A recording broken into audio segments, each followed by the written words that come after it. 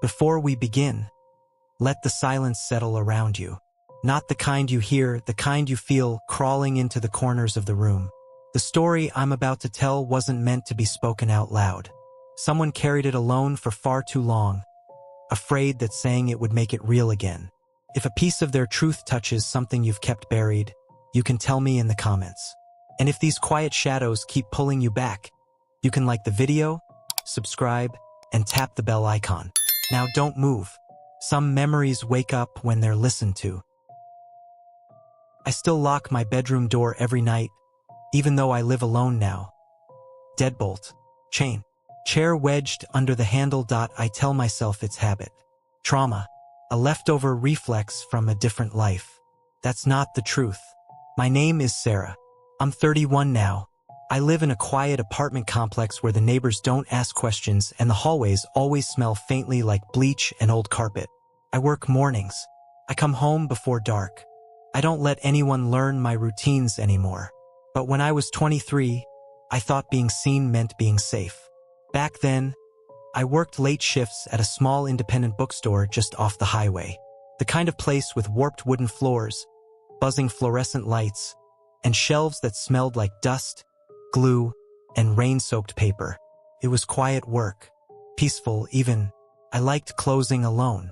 I liked the feeling of shutting off the lights one by one, the store sinking into silence. That's where I met him. He started coming in around the same time every night. 10 minutes before closing. Never rushed. Always polite. Soft-spoken in a way that made you lean closer just to hear him.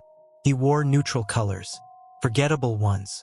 Gray jackets, brown shoes, the kind of man you wouldn't be able to describe to police even if you tried. He never bought much. A notebook once, a used paperback, sometimes nothing at all. He always waited until I locked the door.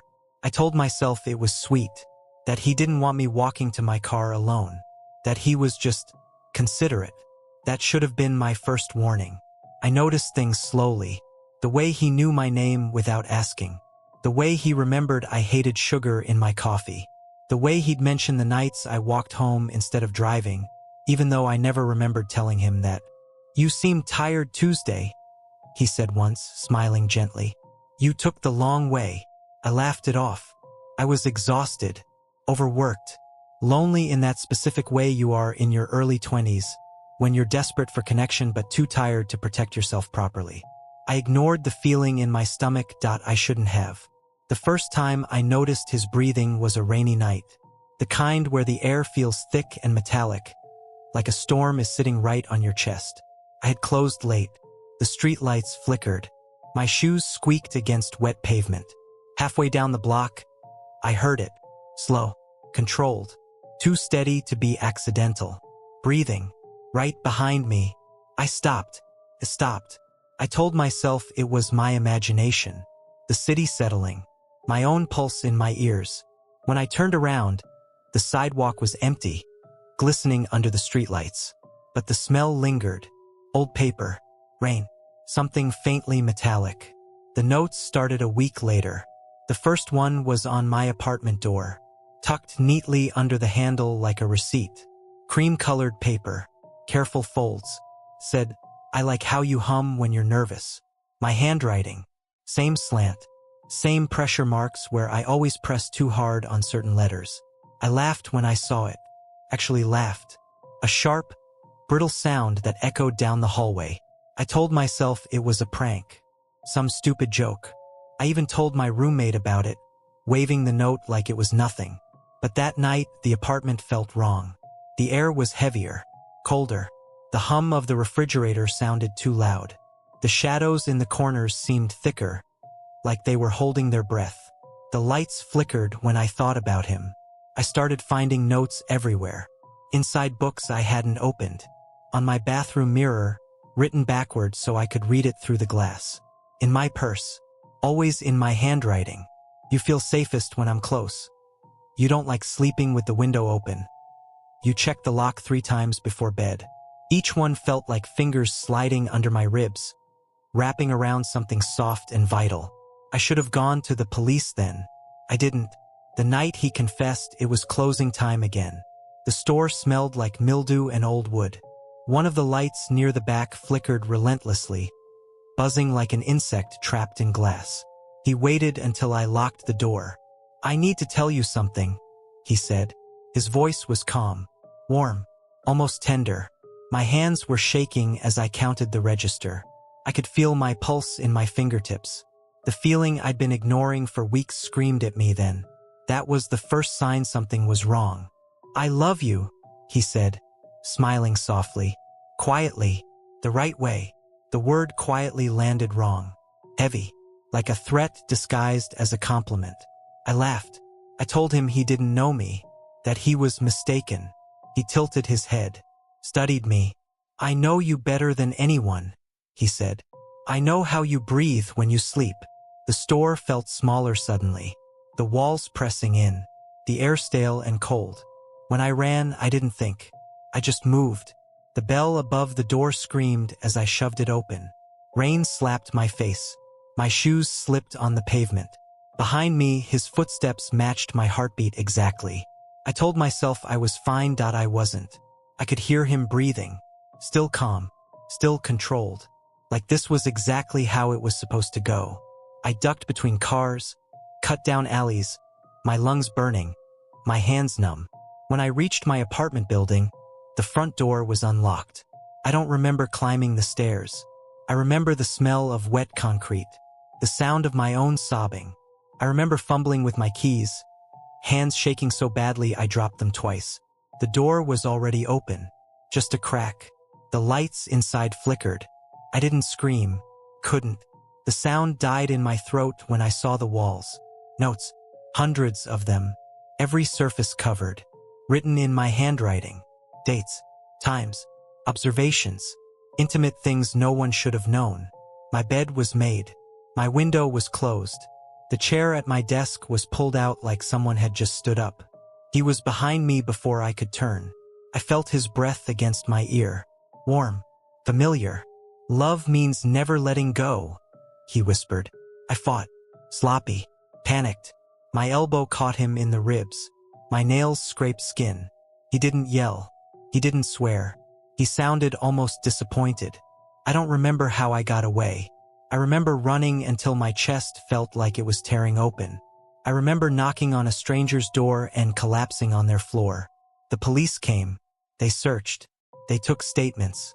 They never caught him.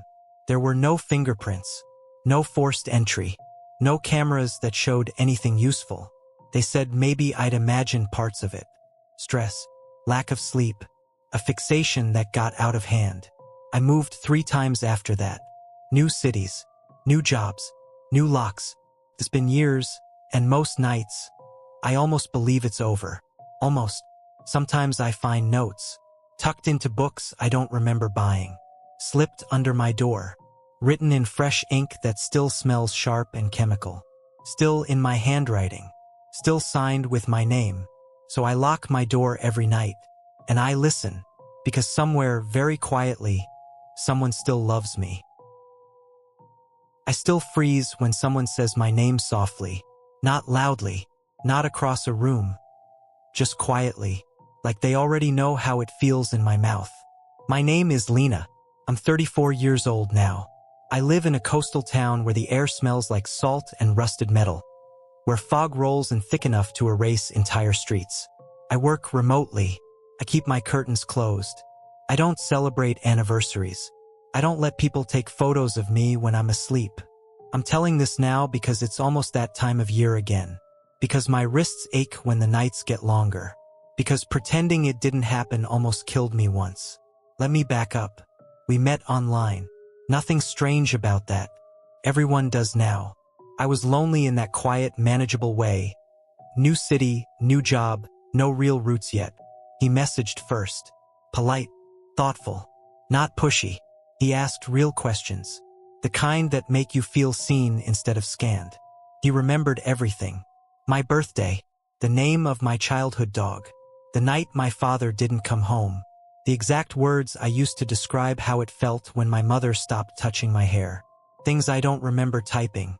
I told myself he was just attentive, that he cared, that I'd finally met someone who listened. That should have been my first warning. Long distance lasted almost a year.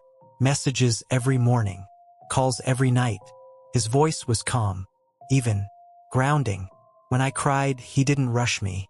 When I doubted myself, he reassured me in specifics, not platitudes. You always do this, he'd say gently. You doubt yourself when you're overwhelmed. Always. I moved in with him in early fall. Packed my life into cardboard boxes that smelled like dust and tape. I remember the drive there. Gray sky. Radio cutting in and out. That tight knot of hope and fear twisting together in my chest. The house smelled wrong the moment I stepped inside. Not dirty. Not moldy. Sweet. Rotten. Like flowers left too long in stagnant water. I paused in the doorway, hands still on my suitcase handle. The air felt thick, warm in a way it shouldn't have been. He laughed softly when I hesitated. Old plumbing, he said. You get used to it. I did. Or I told myself I did. The house itself was beautiful in a quiet way. High ceilings. Wood floors that creaked just enough to feel alive. Too many mirrors now that I think about it. In the hallway. The bedroom. Even one at the end of the stairs angled strangely. Catching reflections you didn't expect. I should have listened to that feeling. He celebrated our anniversary the first month I lived there. Candles. Music. Printed photos arranged neatly on the dining table. Pictures of us smiling, touching foreheads, laughing. Moments I didn't remember. I laughed it off. Told him my memory was terrible. He smiled back, but there was something tight behind his eyes. It's okay, he said. You always forget at first. Every month after that, he did it again. Same candles. Same careful tone. New photos added. Us on a couch I didn't recognize. Us in a city I'd never visited. My hair shorter, then longer. Different clothes. Different apartments. I told myself stress does strange things to memory. I was adjusting. Starting over. Love makes you stupid like that. I started waking up tired. The kind of tired sleep doesn't fix. My wrists ached sometimes, like I'd slept on them wrong. I found faint bruises once and blamed clumsiness. I stopped recognizing the woman in the mirror. Not dramatically, just subtly. She looked like me, but her expressions lingered too long. Her smile didn't reach her eyes.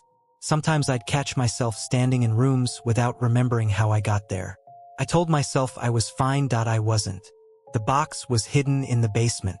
I'd gone down there looking for extra blankets. The air was colder, damp. The smell stronger. Sweet rot mixed with mildew and old cardboard. The light flickered when I pulled the chain, buzzing like something trapped. The box sat behind a stack of paint cans. Heavy. Sealed with tape yellowed by age. My name was written on the lid. In my handwriting. My hands started shaking so badly I had to sit down on the concrete floor. The cold seeped through my jeans, grounding and unreal all at once. I peeled the tape back slowly, every sound too loud in the silence. Photos. Hundreds of them. Me sleeping. Different beds. Different rooms. Different cities. Some I recognized. Apartments I'd lived in years ago. Some I didn't. Hotel rooms. Places with unfamiliar wallpaper. My face slack with sleep. My wrists sometimes visible, marked, dated, organized. Going back years before I'd ever met him online. My chest went cold. Not panic. Something worse. A hollow drop like the absence of air. Couldn't scream. My throat locked.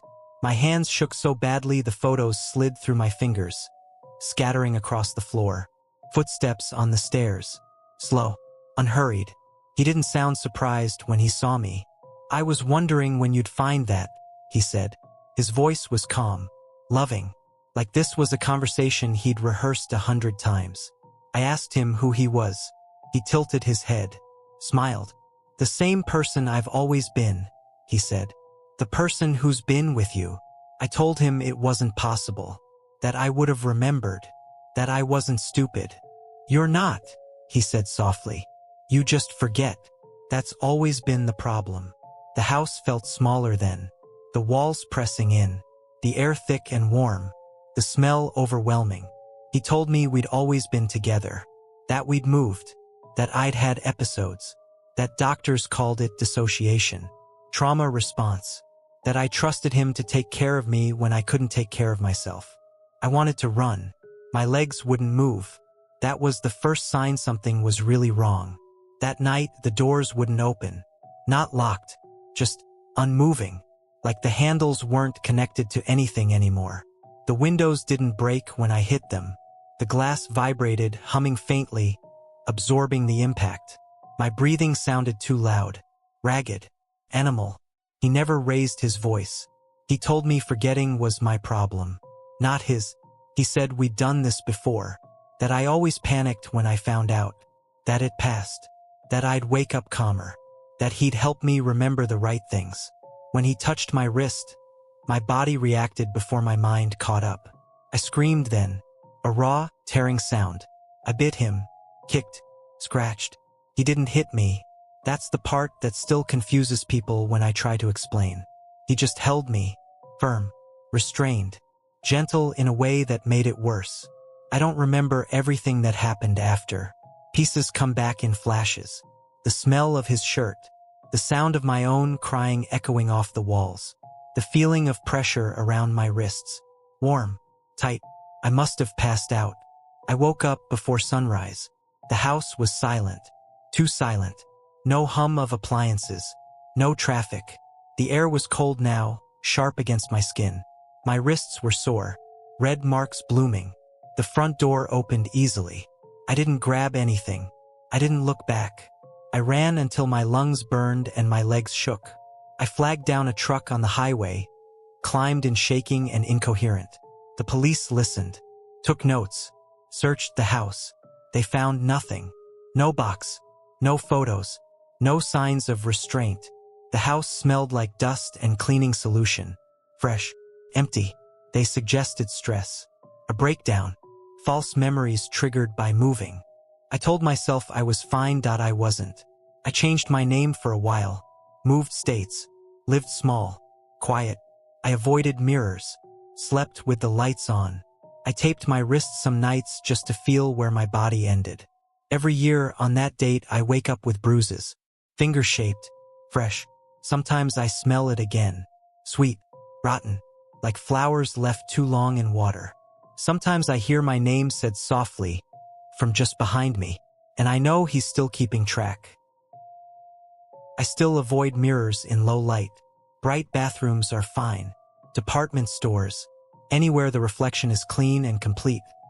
But at night, when the glass turns into a dark suggestion instead of a clear image, I look away. Keep my head down. I've learned what happens when you stare too long, waiting for your own face to reassure you. My name is Mara. I'm 39 now. I live alone in a narrow apartment above a dry cleaner. The air always faintly smelling like steam and chemicals. I work as a transcriptionist. Quiet job. Predictable. I chose it on purpose. Fewer voices. Fewer eyes on me. I'm telling this now because someone stopped me on the street last week and asked why I hadn't called them back. They looked confused when I told them they had the wrong person. Insisted they'd seen me yesterday. Same coat. Same walk. Same smile. I didn't correct them twice. Let me back up. I met her at a grief support group a few months after my divorce finalized. It was held in the basement of a community center.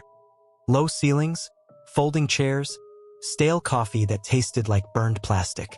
The kind of place where people speak softly without realizing they're doing it. She sat across from me the first night. Same laugh. I noticed that immediately. That soft exhale through the nose when something almost hurts too much to find funny. Same scar on the left hand. Thin, white, like a memory that refused to fade. Felt comforting. Too comforting. When I spoke, she nodded before I finished.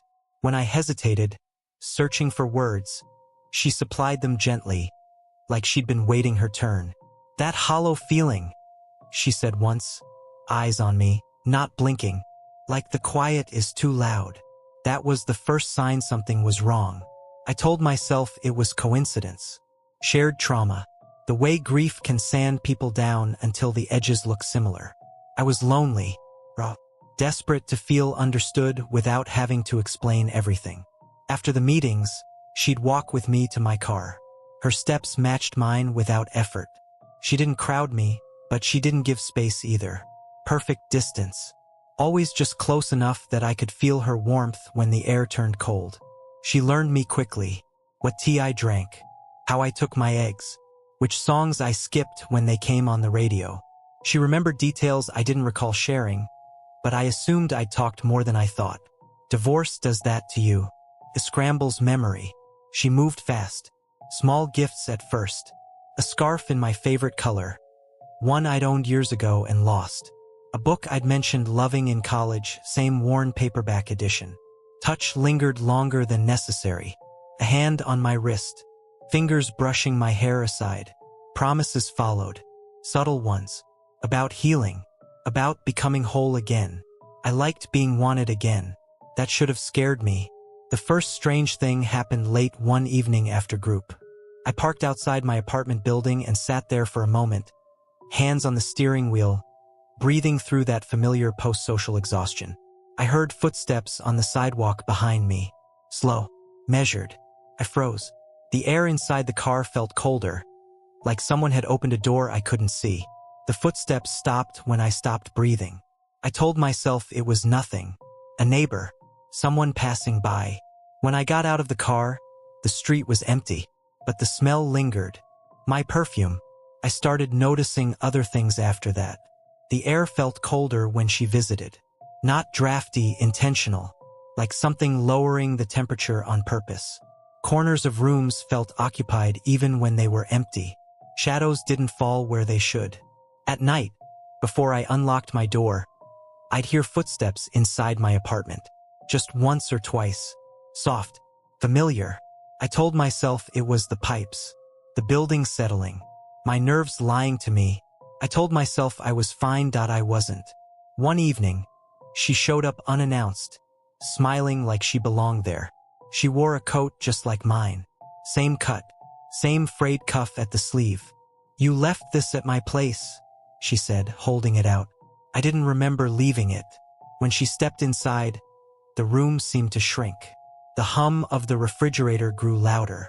The lights flickered once, twice, then steadied. She watched me constantly, not in an obvious way, just enough that I felt mirrored. When I crossed my arms, she did too. When I leaned against the counter, she shifted the same way. I laughed it off. Later that night, while she slept on my couch, I went to hang up her bag. It was heavier than it should have been. The zipper snagged when I pulled it open. Inside were photos. Dozens of them. Women. All of them looked like me. Not identical. That would have been easier. Harder to deny. But close enough that my stomach dropped. Same haircut. Same posture. Same tired smile. Same coat. Different locations. Different lighting. Some sleeping. Some mid-laugh. Some unaware. My hands started shaking. My mouth went dry. I could hear my own heartbeat, loud and uneven, like something knocking to get out. At the bottom of the bag was a mirror. Small. Handheld. Smudged with fingerprints. When I looked into it, my reflection didn't move right away. That was the moment fear became physical. I dropped the bag. The photos scattered across the floor like fallen leaves. I backed away slowly, every instinct screaming at me to run, to scream, to do something. She was standing in the doorway. I didn't hear her get up. She looked at the photos, then at me and sighed. Not angry, not surprised, just disappointed. "I was hoping you wouldn't find those yet," she said softly. I demanded to know who she was. She tilted her head, studied me the way someone studies their own reflection, checking for flaws. "I'm you," she said. "Or I was. Before you abandoned yourself." The apartment felt wrong then. Too warm. Too close. The air thick and hard to breathe. The smell of old wood and something metallic filled my nose. She stepped closer. I stepped back. She said love was becoming each other. She said some people fracture when they're hurt badly enough. Pieces wander, learn, survive, and sometimes they come back. I laughed. A sharp, broken sound. Told her she was sick, that she needed help. She smiled sadly. "That's what you said last time too." The night I tried to leave, the power went out. The apartment fell into darkness, broken only by streetlight bleeding in through the windows. My reflection stared back at me from the glass, except it wasn't mine. She stood there wearing my coat, my scarf, my perfume heavy in the air. Her face aligned perfectly with my reflection behind her, making it look like she was wearing my skin. She begged me not to abandon myself again. Her voice was calm, loving. It made my skin crawl. She said we were stronger together, that she'd been protecting me, that every woman in those photos had tried to run from something too, and she'd helped them become who they were supposed to be. I reached for the door. It wouldn't open. The handle turned loose and useless in my hand. The door didn't move. The walls felt closer. The room pulsed with something I couldn't see. Panicked.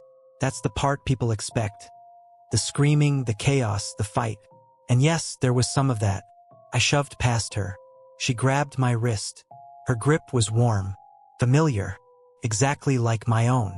I smelled blood when my elbow connected with her mouth. I heard her breath hitch, not in pain, but in something like relief. "You're remembering," she whispered. "I don't know how I got out. I don't remember the stairs. I remember cold air slamming into my lungs. I remember running until my legs buckled and I fell on wet pavement, shaking so hard I couldn't stand. The police came, asked questions, took notes. They didn't find her. My apartment was empty. No photos, no bag, no mirror. They suggested stress, dissociation, a delayed reaction to trauma. I moved 2 weeks later. New locks, new number, new name for a while. I avoided mirrors, cut my hair differently, changed the way I dressed. I tried to become less of me. Years passed. People still confuse us sometimes. They say they saw me at places I've never been, wearing clothes I don't own, smiling at people I don't know. Sometimes, late at night, I hear footsteps outside my door that match my own exactly. And when I catch my reflection in dark glass, it still feels like something is watching from the other side, waiting for me to slip, to forget who I am again. So if someone tells you they saw you yesterday when you know you were alone, listen to that feeling. Don't assume it's harmless. And don't trust mirrors in low light. I still flinch at the smell of cologne. The clean, expensive kind. Sharp at first, then sweet as it settles. The kind that lingers in elevators and hallways, clinging to fabric like a memory that doesn't want to let go. When it hits me unexpectedly, on a train, in a lobby, passing a stranger, I feel my body tense before my mind can catch up. My shoulders rise. My breath shortens. My hands curl like they're bracing for something. My name used to be Elena Morales. I'm 38 years old now, or I was once. I live under a name that isn't mine in a city that doesn't ask questions if you don't offer answers. I keep my life small. I don't socialize much. I don't post photos. I don't correct people when they get my name wrong. I'm telling this now because last week I tried to renew my ID. Because the clerk looked at her screen, frowned, and told me she couldn't find me. Because when I insisted, she leaned closer and lowered her voice and said, "Ma'am, according to our records, you were married, and then you disappeared." Let me back up. 10 years ago, I worked night security at St. Alden's Hospital. It wasn't glamorous. It wasn't dangerous, at least not in the way people imagine. Mostly it was quiet halls and humming lights, the soft beeping of machines echoing down long corridors, the smell of antiseptic mixed with old linoleum and something faintly metallic. Blood sometimes, but mostly cleaning chemicals and stale air. I liked nights. Fewer administrators, fewer visitors, less noise. I walked the same routes every shift, keys heavy on my belt, radio crackling now and then with nothing urgent. I knew which lights flickered, which doors stuck, which elevators made a sound like they were struggling to breathe. That's where he started showing up. At first, he blended in.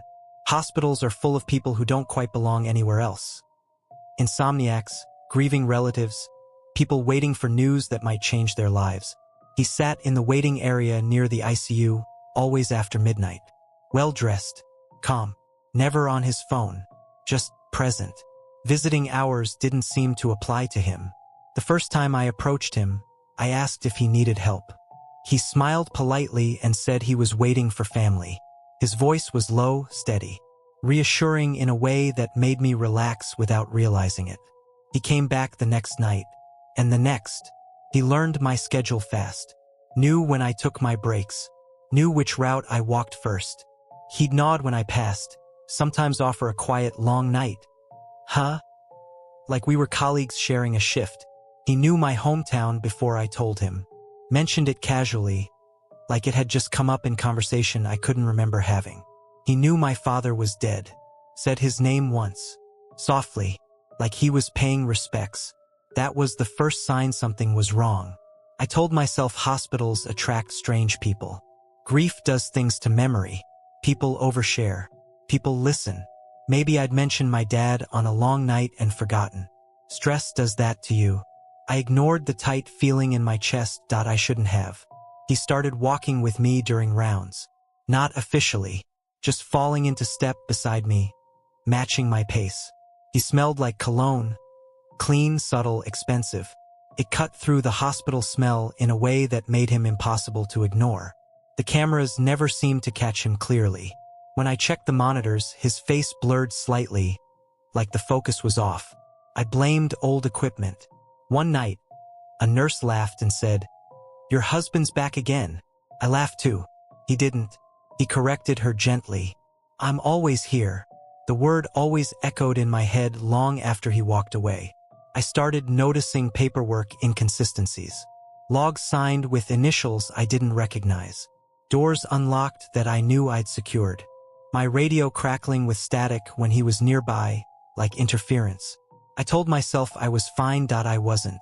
The night he introduced me as his wife, it was just past 2 a.m. The hospital was half asleep. Lights dimmed. Shadows stretching too long across the floor. A family had come in frantic, asking questions, voices tight with fear. He stepped forward before I could speak. "My wife works security," he said calmly. "She'll help you." The words landed wrong. Heavy. Final. I laughed out of reflex. A short, nervous sound. "I'm not." He looked at me then. Really looked. And there was something in his eyes I hadn't seen before. Not anger. Not confusion. Certainty. I didn't finish the sentence. Later that night, while doing a routine check near administration, I found the folder. It was tucked into a cabinet that should have been locked. Thick. Official. My name typed neatly on the tab. Inside were forms. Copies. Records. A marriage license. Filed 8 years earlier. My name. His name. Dates. Stamps. Seals. My signature. Perfect. Every curve. Every pressure mark exactly how I sign when I'm tired. My hands went numb. The room felt suddenly too cold, like the air conditioning had kicked on full blast. I could hear my own breathing, loud and uneven, bouncing off the walls. I checked the date again. I checked the county. It was real. It was valid. If I had known what was coming, I would have run right then. I didn't. I stayed until the end of my shift, moving through the hospital like a ghost. The lights flickered more than usual. Shadows seemed to move when I wasn't looking directly at them. Every sound made me jump. The distant slam of a door, footsteps echoing down a corridor that should have been empty. When I tried to call my supervisor, the line went dead. That night, the power went out. Not completely. Emergency lights kicked in, bathing the halls in dull red and white. The hum of generators filled the air, vibrating through the floor, through my bones. The hospital felt claustrophobic suddenly, alive in a way I didn't like. I heard his footsteps, slow, measured, getting closer. They echoed perfectly, like he knew exactly where I was standing. I backed toward the security office, keys shaking in my hand. The smell of his cologne reached me before I saw him, warm and familiar and wrong. He stepped into the emergency light, face calm, eyes bright. "Vows are permanent," he said softly. "You agreed to that." I told him he was wrong, that I'd never married him, that he was sick. He smiled sadly. "You don't remember because you didn't want to. That doesn't undo it." The doors wouldn't open. The card reader blinked uselessly. My radio hissed with static, then went silent. Fear became physical then. My heart pounding so hard it hurt. My hands trembling. Goosebumps rising along my arms despite the warmth of the lights. I ran. Down stairwells. Through hallways. Past rooms filled with sleeping patients who had no idea what was happening just outside their doors. My shoes slapped against the floor. The sound too loud, too panicked. His footsteps followed. Never rushed. Never frantic. He didn't chase me. He knew I couldn't leave. I don't remember everything that happened next clearly. Trauma does that. Breaks memory into pieces you find later when you're not looking for them. I remember hiding in a supply room, the smell of old wood and cleaning fluid making my eyes water. I remember his voice outside the door, calm and patient, telling me to come out, telling me I was safe with him. Somehow, before dawn, the lights came back on. The hospital woke up. Day staff arrived. Noise returned. Life resumed like nothing had happened. He was gone. So was the folder. When I went to HR, they couldn't find my records. My employment file was incomplete. My emergency contact missing. My last name listed differently. At the DMV, they told me my ID number didn't match my name. At the courthouse, they told me I'd been married, and that my husband had reported me missing 3 years earlier. Legally, I don't exist anymore. I left that city within a week. Cash only. No forwarding address. I cut my hair. Changed my name. Learned how to disappear. But sometimes, late at night, when the world gets quiet enough, I smell cologne. And I remember the way he said wife like it was a fact, not a choice. So if someone ever tells you they know you better than you know yourself, if they claim something you don't remember agreeing to, listen to that feeling. Because some vows don't need your consent. And some marriages don't end just because you run. I still wear long sleeves, even in summer. Even when the heat presses against my skin like a second body. People comment sometimes, ask if I'm cold. I smile and say I burn easily. It's easier than explaining that bare arms make me feel exposed, like I've forgotten to lock something important. My name is Claire. I'm 42 now. I live in a narrow house at the edge of a town that smells like cut grass and river water. I work mornings at a bakery where the ovens run hot and no one asks personal questions. I keep my life quiet, predictable. That wasn't always the plan. It's just what survival looks like now. I'm telling this because the flowers arrived again last week. Because the smell came back with them. Because I realized I've been holding my breath for years without noticing. Let me back up. He was gentle. That's what everyone said. Friends, family, even strangers who watched the way he held doors open or rested a hand lightly at the small of my back. He had soft eyes, careful voice. He cried when I cried, held me when I shook, listened when I talked about my childhood like every word mattered. That's how it starts. I met him after a bad breakup, the kind that leaves you doubting your instincts. I was tired of loud men and sharp edges. He felt safe, warm. He cooked for me, remembered small details, texted to make sure I got home okay. I should have listened to that feeling when safety felt like relief instead of peace. The first bruise didn't look like much. A faint yellow smudge on my forearm. I told myself I'd bumped into the counter. He noticed it before I did. "I'm so sorry," he said, voice breaking. "I should have been more careful." I laughed, told him it was nothing. He cried anyway. Apologies came faster after that. Over small things, over imagined slights. He apologized for his tone, for his hands being cold, for holding me too tight when I startled him awake. Love started to feel like walking barefoot on glass. You don't notice the cuts right away, just the way you step differently, carefully, quietly.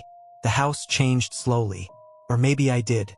The walls felt closer at night, the air warmer, thicker, like it had weight. The clock in the kitchen ticked too loud. The fridge hummed unevenly. Sounds carried in ways they hadn't before. I started waking up with marks I couldn't explain. Finger-shaped shadows on my wrists.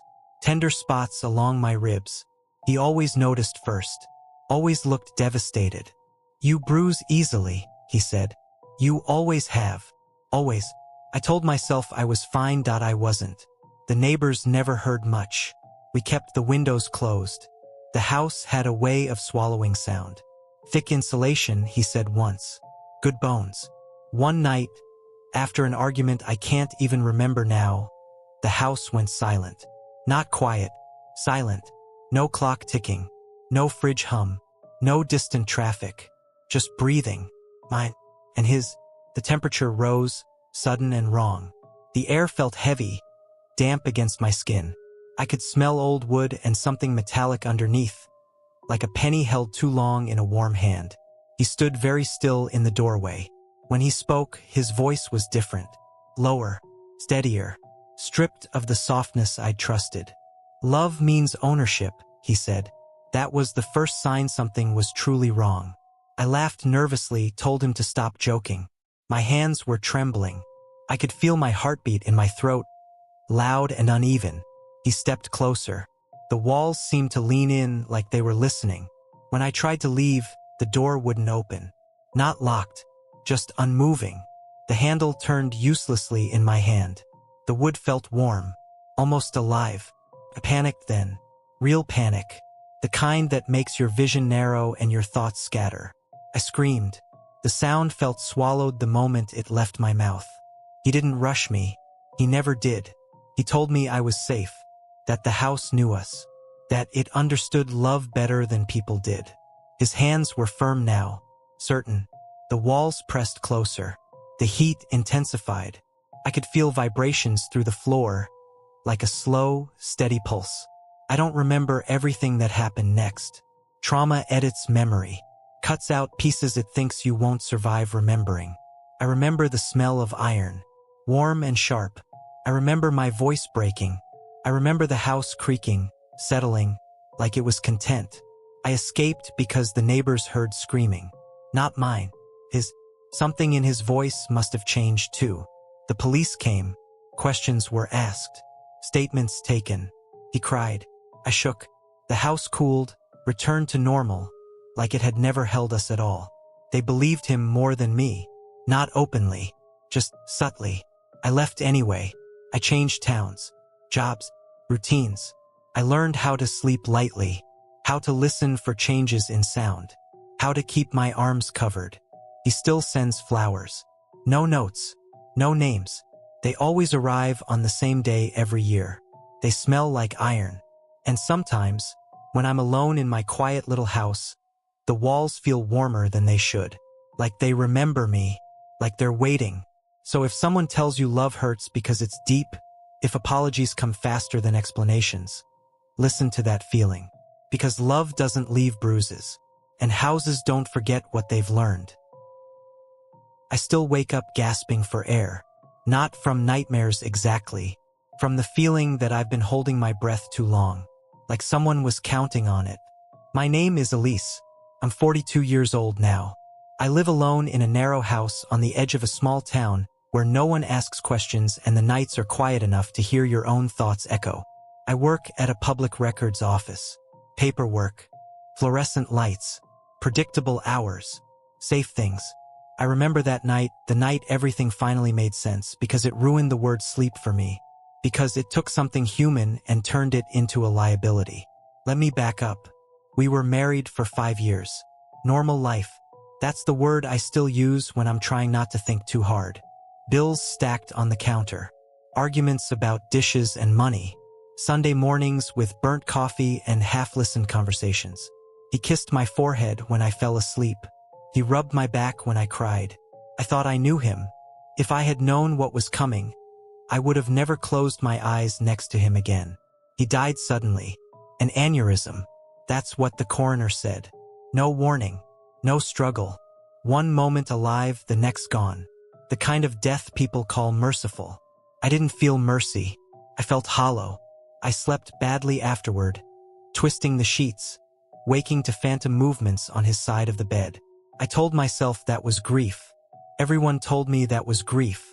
I should have listened to the way my body refused to relax. The house changed after he died. Not dramatically. Subtle things. The quiet felt thicker. The air heavier.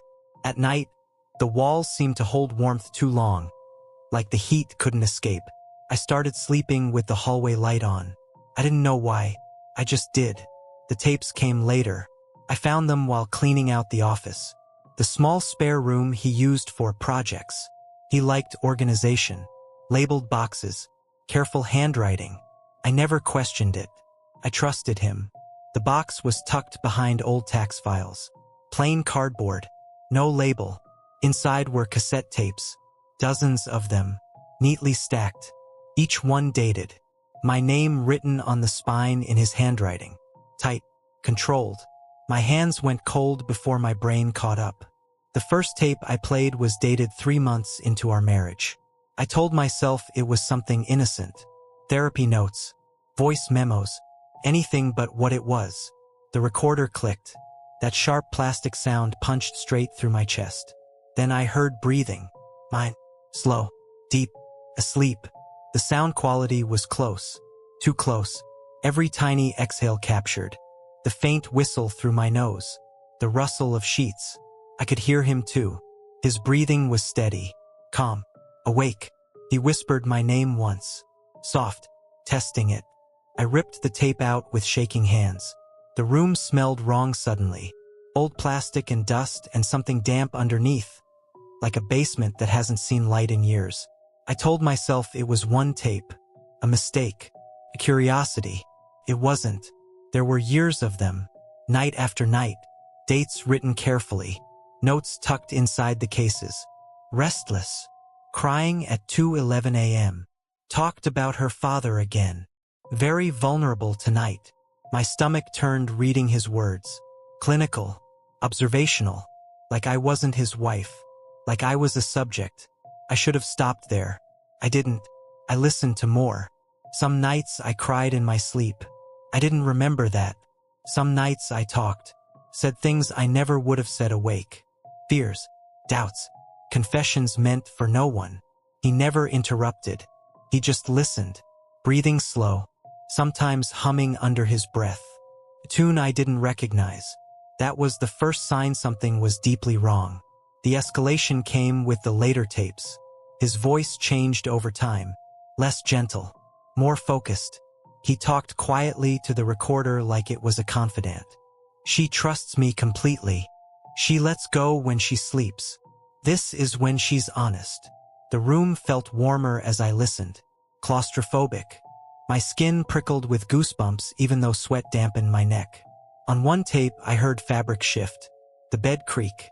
Then pressure. The subtle sound of weight moving closer. My breath on the tape hitched. I whimpered softly. Asleep. Unaware. He whispered. There it is. I had to pause the tape to vomit. The house didn't feel empty anymore after that. Felt watched. Observant. Like every corner remembered something I didn't. I tried to sleep on the couch that night. The cushions felt wrong beneath me. Too warm. I lay there listening to the refrigerator hum. The old clock ticking too loudly. Every sound felt amplified. Every shadow looked intentional. At 2:43 a.m., I heard it. A soft click. Plastic. Mechanical. I sat straight up. My heart hammered so hard my vision blurred. The sound came again. From the hallway. The recorder. I told myself it was stress. Memory playing tricks. I told myself I was fine. I wasn't. I walked down the hall slowly. The air felt thick, heavy with warmth and the faint metallic smell of old electronics. The office door was open. The recorder sat on the desk. Red light on. Recording. I didn't remember turning it on. I didn't remember owning batteries for it. The panic came all at once. Full body. My hands trembled violently. My ears rang. I could hear my own breathing echoing in my skull. I yanked the tape out. The red light died. The house went silent. Too silent. I stood there shaking, staring at the desk, at the empty chair he used to sit in, at the wall where the faint outline of framed photos still lingered. I didn't sleep at all after that. The next morning, I checked the tape. It was new, dated in his handwriting. Tomorrow. My knees buckled. I sat on the floor, the carpet rough against my palms. Tomorrow hadn't happened yet. I listened. The tape started with silence. Long stretches of it. Then my voice. Crying. Not the kind I remembered. Deep. Broken. saying his name over and over. Then his voice, close and pleased. "This is when you belong to me," he whispered. The temperature in the room dropped suddenly. My breath fogged in front of my face. I ran. I stayed with my sister for a week. Told her everything except the worst parts. She watched me with concern, asked about therapy, about sleep medication. She didn't hear the faint clicks at night, didn't smell the cold metal scent that followed me. On the 7th night, her smoke alarm went off at 3:12 a.m. No fire, no smoke, just the sound. I knew then it didn't matter where I went. The final confrontation came when I returned to the house to pack. Daylight helped. It always does. Shadows behave better in the sun. I boxed clothes quickly, avoided mirrors, avoided the office. I should have left sooner. The power went out just after sunset. The house filled with that thick, pressing silence again. Warm. Close. I heard footsteps upstairs. Slow. Familiar. My heart pounded as I backed toward the door. The smell hit me first. Old plastic, mildew, something faintly rotten. The recorder clicked. Right behind me. I ran. I don't remember getting to the car. I remember hands shaking on the steering wheel, breath coming in ragged bursts. I remember screaming when the engine wouldn't turn over the first time. It did the second. I never went back. I sold the house as is. I don't own a recorder now. I don't sleep next to anyone. I don't sleep deeply. Sometimes late at night when the world is quiet enough, I hear it. That soft click. Waiting. I still check my mail with shaking hands. Not casually. Not like everyone else. I pause before opening the box. I listen first. I smell the air. I tell myself I'm being ridiculous. I'm not. My name is Daniel.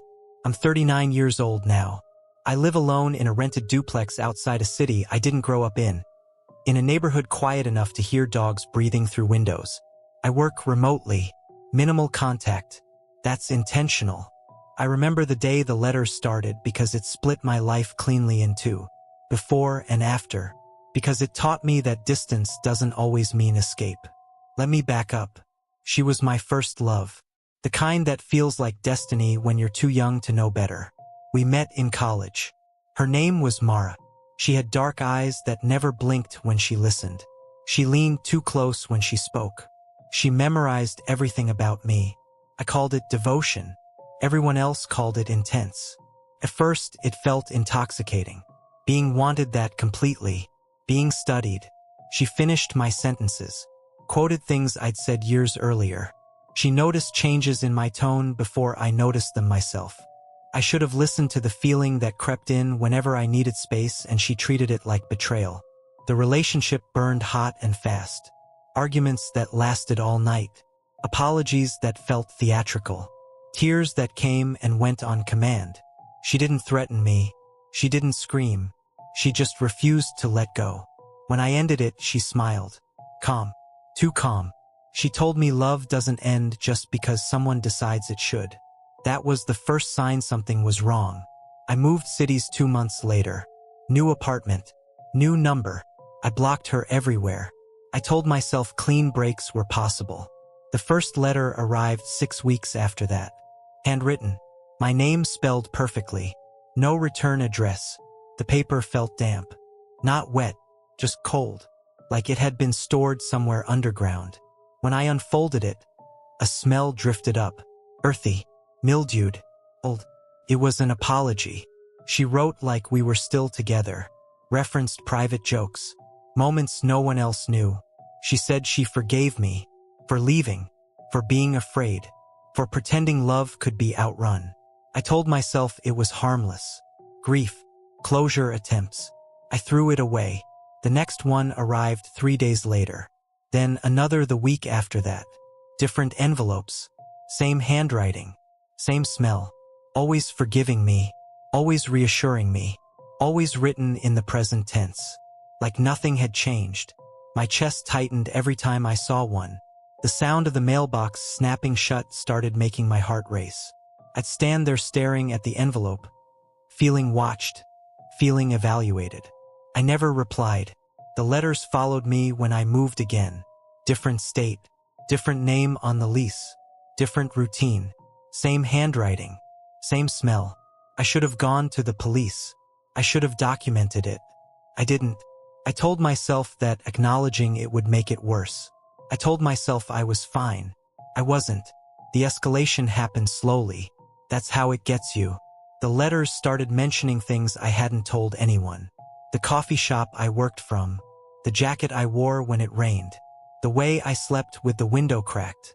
One letter thanked me for visiting her in her dreams. I laughed out loud when I read that. A short, nervous sound. Then I locked my door and checked the windows. At night, I started hearing things. Soft taps. Not on the door. On the walls. Like fingernails testing surfaces. I told myself it was pipes. Old buildings make noise. The smell started appearing even when there were no letters. Damp paper. Rotting wood.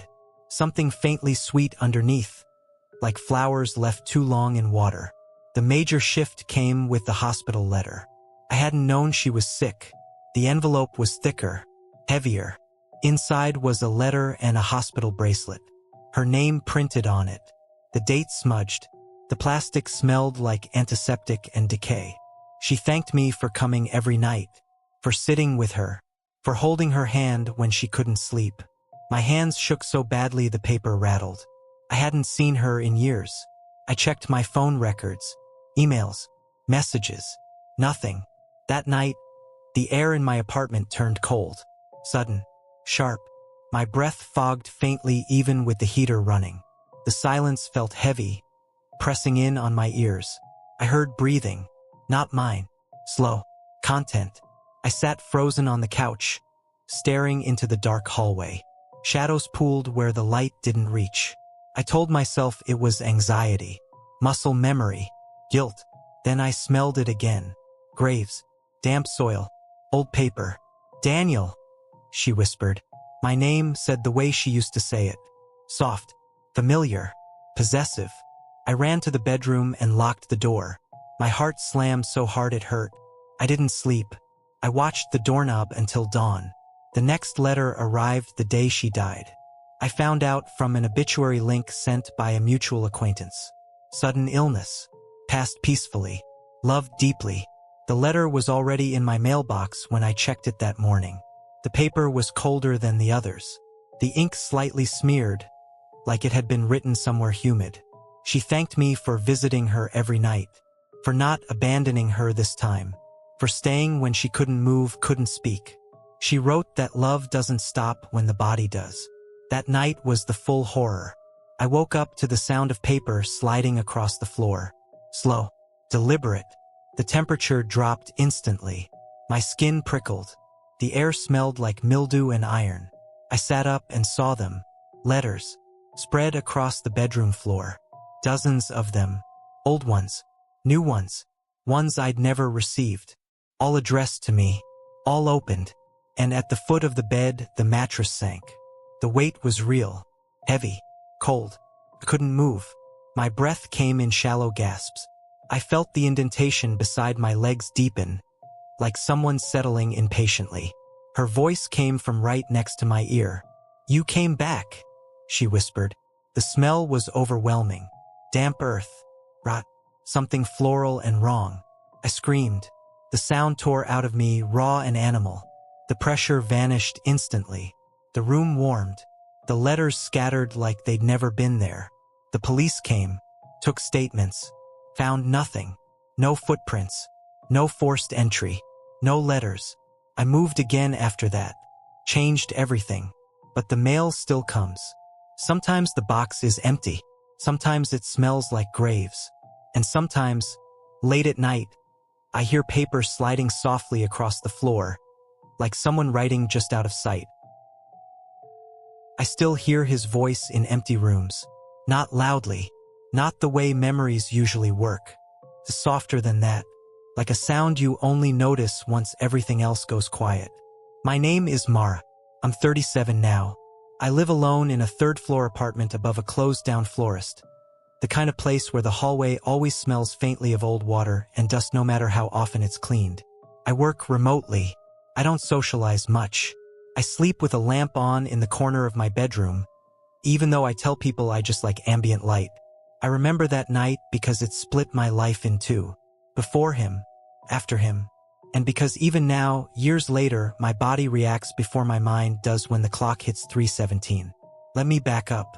He died suddenly. A crash on a wet highway. That's what the police said. Wrong place. Wrong time. They used the word instant. Like that was supposed to help. I broke in a quiet way. No screaming. No dramatic collapse. Just a hollowing out. I stopped sleeping properly. I stopped eating unless someone reminded me. I kept his hoodie folded at the foot of my bed because it still smelled like his cologne and clean laundry and something warmer underneath. I should have noticed how much comfort that smell gave me. That was the first sign something was wrong. The first message came 3 weeks after the funeral. 3:17 a.m. My phone lit up on the nightstand, bright enough to hurt my eyes. His name was on the screen. His picture. Same stupid smile. I told myself it was a glitch. I told myself I was half asleep. I told myself I was fine. I wasn't. The voicemail was only 4 seconds long. No words. Just breathing. Slow. Familiar. Close enough that I could hear the faint wet click at the back of his throat. The air in the room went cold. Not a draft. Not the AC. A sudden drop that raised goosebumps along my arms and legs. My breath fogged in front of my face, thin and white. I didn't listen to it again. I turned the phone face down and sat there shaking until the sun came up. The messages kept coming. Always at 3:17. Sometimes texts. Short ones. I'm here. I never left. Do you feel me? Sometimes voicemails. His voice but wrong around the edges. Like it had been slowed down, stretched thin. He whispered my name the way he used to when he thought I was asleep. Each time, the room changed with him. Lights dimmed slightly, like someone had turned a dial. The temperature dropped. The smell came with it. Cold metal and damp fabric, like a basement that hasn't been opened in years. I should have deleted the number. I should have changed my phone. I didn't. Grief makes you stupid. Or maybe it just makes you honest. I started answering.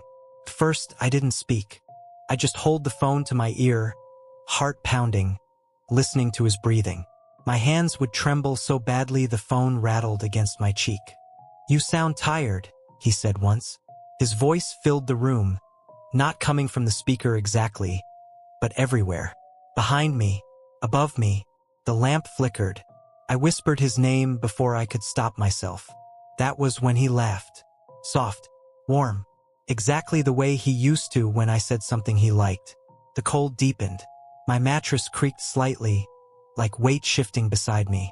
He told me death was just distance, that love crossed it easily, that he'd been waiting for me to listen. I told myself it was stress, trauma, my brain misfiring under grief. Then I started finding impressions on the bed in the morning. A shallow dip on his side. Sheets colder there than anywhere else. The smell lingering, stronger now. Rot layered under cologne. One night, I woke up and couldn't move. Sleep paralysis, I thought. I'd had it before. The room was darker than it should have been. Shadows pooled in the corners, thick and unmoving. My breath fogged the air again, fast and shallow. The mattress dipped slowly, deliberately. I felt it first through vibration, then pressure. Heavy, patient, the kind of weight that knows it belongs there. Cold seeped through the blankets, into my skin, down to my bones. I missed this, he whispered. I tried to scream. Nothing came out. My chest burned with the effort. Tears slid sideways into my hair. Something brushed my cheek. Not quite a hand. Too cold. Too smooth. When I could move again, the room was empty. The lamp steady. The air normal. But the sheets smelled wrong. I stopped sleeping after that. I drank coffee until my hands shook. I left the TV on all night just to have noise. Silence felt dangerous now, like an invitation. The escalation came fast after that. Objects moved. Small things at first. My keys never where I left them. Closet doors cracked open. The bathroom mirror fogging while I stood in the hallway watching. One night, I came home and found the hoodie unfolded on the bed. Warm. I ran. I stayed with a friend for 3 nights. Didn't tell her why. I watched her apartment like a hunted animal. Checked corners, windows, reflections. At 3:17 on the fourth night, her phone rang. His name, her phone. The air turned cold. Her breath fogged. She stared at the screen, confused, then scared. "He says he's your husband," she whispered. I left before the voicemail ended. The police listened politely, suggested grief counseling. A new number, a break from technology. They couldn't smell what I smelled, couldn't feel the way the air pressed in when he spoke. The final night came when I tried to destroy the phone. I smashed it against the sink until the screen spiderwebbed, until my hands bled. Cold metal smell mixing with iron. The room went silent. Then the whisper came anyway, right behind my ear. "You can't erase me," he said. "You let me back in." The pressure returned. Stronger. Both sides of the bed dipping now, trapping me between cold weight and the wall. I don't remember how I escaped. I remember waking up in a hospital with bruises along my ribs, fingerprints shaped and dark. I remember nurses exchanging looks. I remember lying. I moved, changed cities, changed numbers. I don't keep photos anymore. He still finds ways to remind me. A breath in an empty hallway, a cold spot beside me on the couch. The clock stopping at 3:17 before restarting on its own. Some loves don't end when the body does. So if you ever hear a familiar voice when you're alone, if the air turns cold and your breath fogs indoors, don't answer. Because some things don't come back because they miss you. They come back because you let them. I still fear falling asleep. Not the way people joke about nightmares. Not the casual dread of bad dreams. I mean real fear. The kind that makes your body tense when the lights go off. The kind that keeps you counting breaths, bargaining with exhaustion, praying your mind stays quiet just a little longer. My name is Elise. I'm 34 years old. I live alone in a third-floor apartment with blackout curtains and a noise machine that never turns off. I work early mornings now, anything to avoid nights, anything to avoid sleep. I remember the first dream because it didn't feel like a dream, felt like a memory. Let me back up. Before all this, I had a normal life. Stressful job, failed relationships, insomnia that came and went. Nothing dramatic, nothing supernatural. I'd always been a vivid dreamer, but nothing more than that. Faces blurred, voices muffled, stories that dissolved by morning. Then he appeared. The first dream was quiet, too quiet. I was standing in a place I didn't recognize, but my body moved like it knew where to go. A long hallway, no doors. The walls breathed faintly, like something alive behind them. The air was warm and stale. He stood at the end, tall, still, watching me approach. I couldn't see his face clearly, but I knew him. That was the strangest part. My chest tightened with recognition before logic could catch up. "Don't be afraid," he said. His voice slid into me, low, calm, familiar in a way that made my skin prickle. I woke up with my heart racing, my sheets twisted around my legs, my mouth tasting like metal. I told myself it was stress, just a vivid dream. I should have listened to that feeling in my gut that lingered all day. The next night, he was closer, clearer. His face sharpened like a photograph coming into focus. Dark eyes, a scar just under his jaw, a smile that didn't quite reach his eyes. He spoke like we were mid-conversation. "You always wake up too soon." That was the first sign something was wrong. After that, he came every night. Same face, same voice, same warmth in the air when he stood near me. He knew things, small things at first. My favorite song from childhood. The way I cracked my knuckles when I was nervous. Things no stranger should know. Things I didn't remember telling anyone. I started waking up exhausted. Not sleepy tired, hollow tired, like something had been scooped out of me while I slept. My body felt heavy. My thoughts came slower. Coffee stopped helping. I told myself I was fine. I wasn't. The dreams changed, became longer, more detailed. He touched my hand once. The sensation lingered after I woke. Cold fingers, faint pressure against my skin. I stopped telling friends about it. They laughed it off. Said dreams borrow faces all the time. Said I was lonely. Then I met him. It was a Tuesday afternoon. Grocery store. Fluorescent lights buzzing overhead. I was half asleep, staring at shelves, when I felt it. That drop in my stomach. That sudden cold. I turned. He was standing 3 aisles down, holding a basket, smiling like he'd been waiting for me to notice. My breath caught. The smell of the store. Cleaner, plastic, old produce, faded. All I could hear was my own heartbeat. He looked exactly like he did in my dreams. Same scar, same eyes, same smile.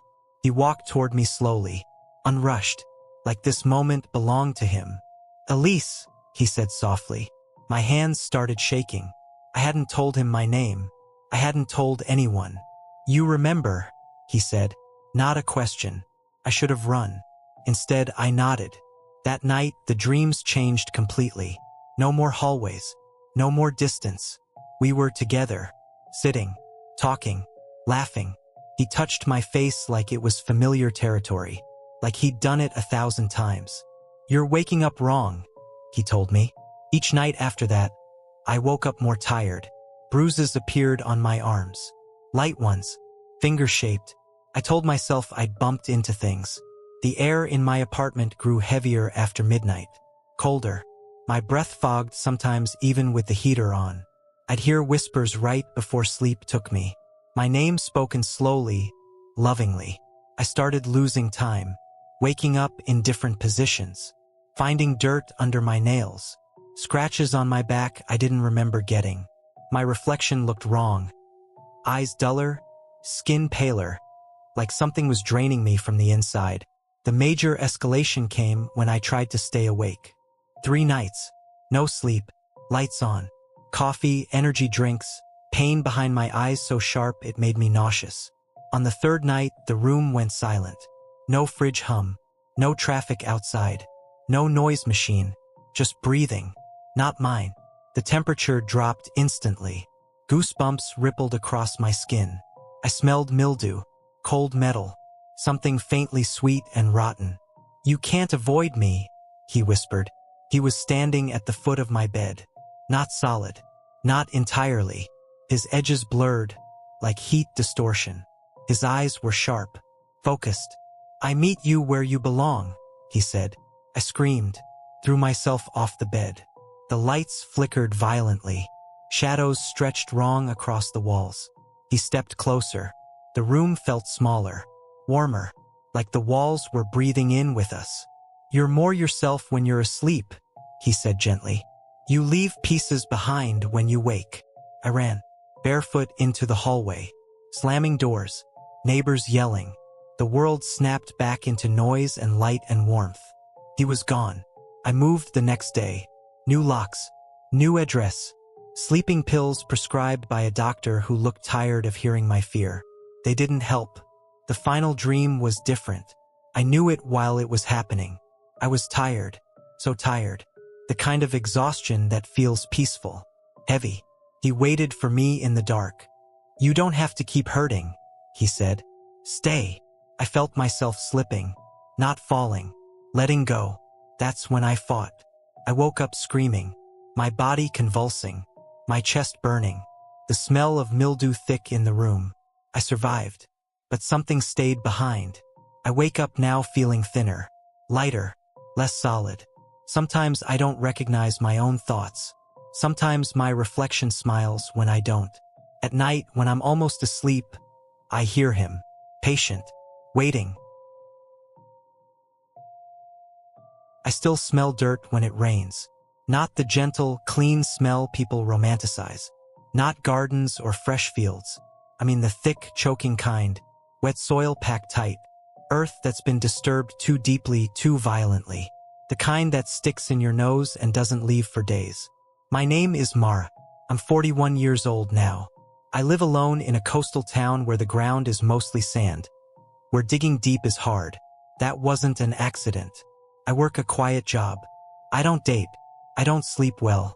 And every time the rain starts, I close the windows and sit very still, waiting for the smell to fade. I remember that night because it split my life in two. before and whatever came after. Some nights it feels like I never really made it out of the woods at all. Let me back up.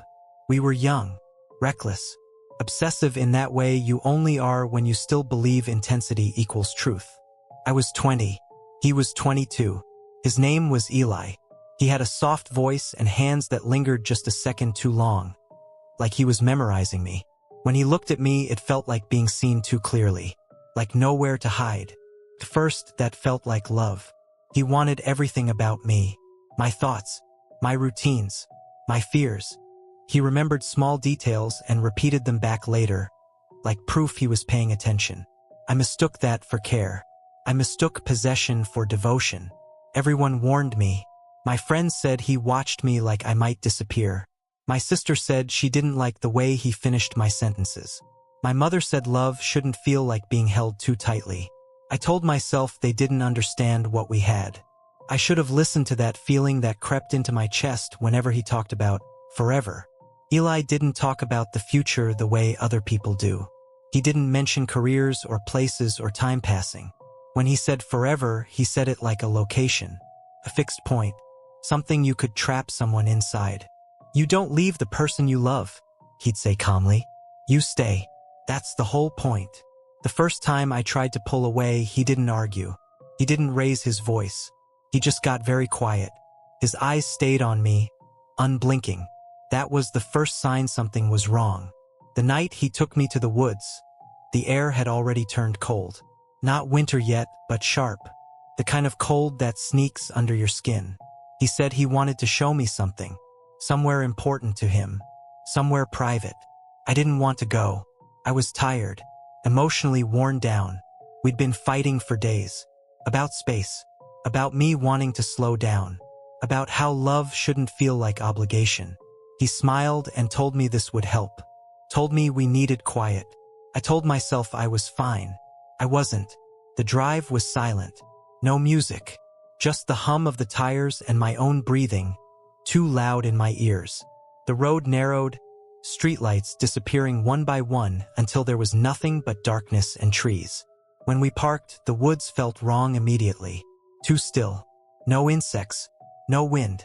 The silence pressed against my ears until they rang. I smelled damp leaves, old bark, something deeper underneath, something metallic. We walked until the trail vanished, swallowed by undergrowth. My phone had no signal. The moon barely cut through the canopy, leaving everything in fragments. Branches, shadows, his shoulders moving steadily ahead of me. Then he stopped. The clearing was small, uneven ground. The soil looked darker there, recently disturbed. I noticed it without understanding why my stomach dropped. He turned and reached into his backpack. When he pulled out the shovel, I actually laughed. A short, shaky sound that didn't belong out there. "What is this?" I asked. He smiled. Not wide, not excited, just calm, certain. "Forever," he said. And then he started digging. The sound was awful. Metal biting into earth. A wet, sucking noise with every lift. The smell of soil rose fast, thick and suffocating, filling my nose and mouth. Cold air wrapped around my legs. Goosebumps spread across my skin.